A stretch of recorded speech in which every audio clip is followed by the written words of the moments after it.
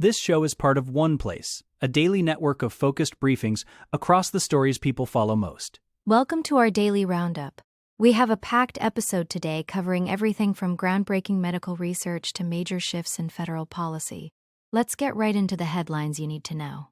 Physical decline begins at 35, but exercise still helps. Colon cancer is rising rapidly among adults under 50. The Supreme Court preserves access to a common abortion pill. Daily multivitamins may slow biological aging by 4 months.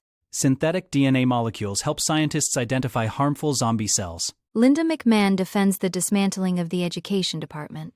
Snap judgments on dating apps can lower your self-esteem. Women score higher on intelligence tests when expressing uncertainty.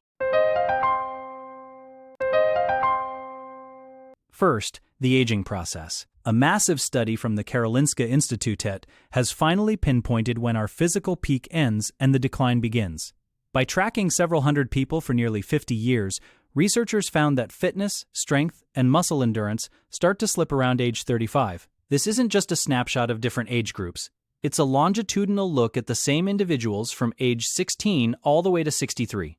The data shows that after 35, the decline is gradual but persistent, eventually accelerating as we get older. It's a sobering reminder that the body's peak performance window is relatively short, but the study also offers a significant silver lining for those of us who might have spent our younger years on the couch rather than at the gym.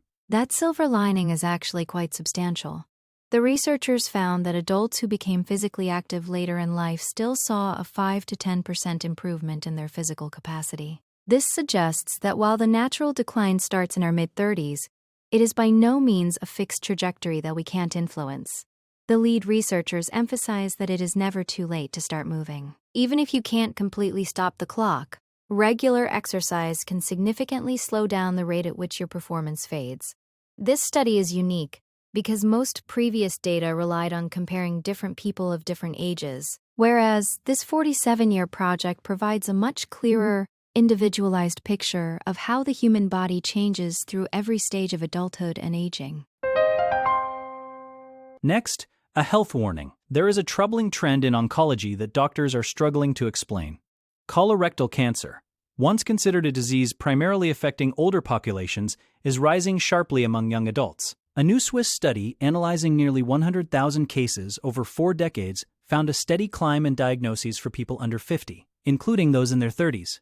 What makes this particularly alarming is that many of these younger patients have no family history or obvious risk factors. Because they are young, they often don't suspect cancer, leading to dangerously late diagnoses after the disease has already spread. While screening programs have successfully lowered the rates for older adults, the opposite is happening for the younger generation, turning this into a major public health concern across many wealthy nations worldwide. The statistics are staggering, with colorectal cancer now ranking as the 3rd most common cancer globally, and the 2nd leading cause of cancer-related deaths. In Switzerland alone, where the study was based, there are about 4,500 new cases every year. Researchers from the University of Geneva are calling for much greater awareness of early warning signs, as the traditional age-based screening models might be missing a growing demographic of at-risk individuals. We are seeing more cases in people who are otherwise healthy and active, which challenges our previous understanding of the disease's progression. Until scientists can pinpoint exactly why this shift is occurring, the best defense remains early detection and not ignoring persistent symptoms, regardless of how young or healthy a person might feel or appear to be. Now to the courts. The Supreme Court has stepped in to preserve access to mifepristone, the drug used in the most common method of abortion in the United States. This ruling rejects lower court restrictions that would have required in-person doctor visits and blocked the drug from being sent through the mail. For now, women can continue to obtain the medication at pharmacies or via telehealth, a practice the FDA has allowed for several years. This decision comes as a major relief to reproductive rights advocates, as medication abortions accounted for nearly 2/3 of all abortions in the country last year. The legal battle is far from over, however, as the case continues to play out in the lower courts.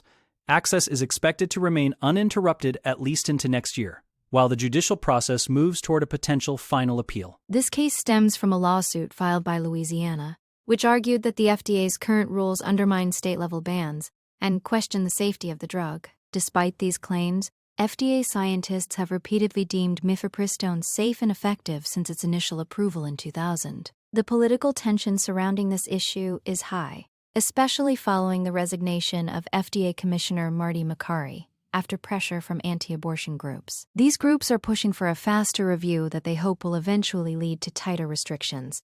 The Supreme Court's intervention is a significant moment in the post-Roe v. Wade landscape, showing that the High Court is still very much the final arbiter of how abortion access will look across the country. For the millions of women relying on mail-order access, this ruling provides a temporary but critical sense of stability. Moving to daily habits. Could a simple daily multivitamin be the key to slowing down the biological clock? Researchers from Mass General Brigham believe so. After analyzing data from a large clinical trial involving older adults, they used what are called epigenetic clocks to measure biological age at the cellular level, which can often differ from a person's actual age in years. After 2 years of taking a daily multivitamin, participants showed a reduction in biological aging equivalent to about 4 months. This effect was most pronounced in individuals who started the study with a biological age that was already higher than their chronological age. It suggests that for those whose bodies are aging faster than expected, a basic supplement might offer a way to course correct and improve their overall health span as they get older. The study, published in Nature Medicine, utilized data from the long-running Cosmos trial. By looking at DNA methylation, which tracks chemical changes in our genetic code over time, scientists can get a very accurate reading of how quickly someone is aging and their risk for various diseases. Howard Sesso, one of the senior authors, noted that while everyone wants to live longer, the real goal is to live better. This research opens the door to accessible and safe interventions that could contribute to higher quality aging for the general population. While a multivitamin isn't a magic pill that stops aging entirely, the 4-month shift observed over just a 2-year period is statistically significant. It provides a compelling reason for older adults to consider a daily supplement as part of a broader strategy for maintaining their cellular health. Next, a scientific breakthrough. A breakthrough in aging research at the Mayo Clinic actually started with a casual conversation between graduate students. The challenge they were discussing was how to identify senescent cells, often called zombie cells. These are cells that stop dividing but don't die off, instead lingering in the body and contributing to cancer, Alzheimer's, and general physical decline. Because these cells hide among healthy ones, they are incredibly difficult to track down in living tissue. The students' wild idea was to use aptamers, which are tiny synthetic DNA molecules that can fold into specific shapes. These shapes allow them to latch onto specific proteins on the surface of cells. By screening over 100 trillion random DNA sequences, the team found rare aptamers that could selectively bind to these zombie cells, effectively flagging them for researchers to see. This discovery is a major step forward, because it establishes a principle for distinguishing harmful cells from healthy ones with high precision. While the initial work was done with mouse cells, the researchers are optimistic that the technique will eventually apply to human cells as well. Biochemist Jim Mayer, who led the study, pointed out that being able to tag these cells is the first requirement for eventually repairing or removing them. The fact that this came from a graduate student's creative thinking highlights how important fresh perspectives are in high-level medical research. If this technology can be scaled, it could revolutionize how we treat age-related diseases by allowing doctors to target the specific cellular drivers of decline without damaging the surrounding healthy tissue. It's a promising new frontier in the fight against the biological processes of aging. Now to Washington. Education Secretary Linda McMahon recently faced a heated hearing on Capitol Hill, where she defended the Trump administration's plan to dismantle the Department of Education. McMahon argued that the department is a failed 46-year-old bureaucracy and that authority over education should be returned to parents, teachers, and local leaders. This isn't just talk. The department has already seen its staff cut by 45%, dropping from 4,200 employees to just 2,300. Over 100 programs have been shifted to other agencies, such as the Department of Labor and the Department of Health and Human Services. One of the biggest moves involves transitioning the nation's massive federal student loan portfolio to the Treasury Department. McMahon framed these changes as a direct mandate from the American people to sunset the federal education bureaucracy once and for all. Democrats on the committee, led by Representative Bobby Scott, pushed back hard, accusing the administration of dismantling one of the country's most important civil rights institutions. They raised concerns about how these shifts will affect student loan costs and the government's ability to address low literacy rates. The hearing highlighted a fundamental disagreement over the role of the federal government in schooling. While McMahon sees the department as an unnecessary middleman, critics worry that removing federal oversight will leave vulnerable students without protection and create a patchwork of educational quality across different states. By August, the remaining department employees are scheduled to move out of their current headquarters, signaling that the administration is moving quickly to make these structural changes permanent. It is an existential fight that will likely impact millions of American families and the future of public education. Shifting to modern romance. If you've ever felt drained after a session on a dating app, a new study in media psychology might explain why. Researchers found that making quick, intuitive snap judgments while swiping can actually harm your self-esteem and your perceived value as a mate. While having an abundance of choices is often overwhelming, it's the specific strategy of swiping based on gut feelings that carries the highest psychological cost. This is known as the locomotion mode, where the goal is simply to keep moving forward through as many profiles as possible. In contrast, users who take a more methodical approach, evaluating profiles based on set criteria, tend to feel better about the process. The fast-paced design of modern apps incentivizes rapid browsing, but this constant search for positive social feedback can backfire, leaving users feeling more dissatisfied with themselves and their options. The study highlights what psychologists call the tyranny of choice.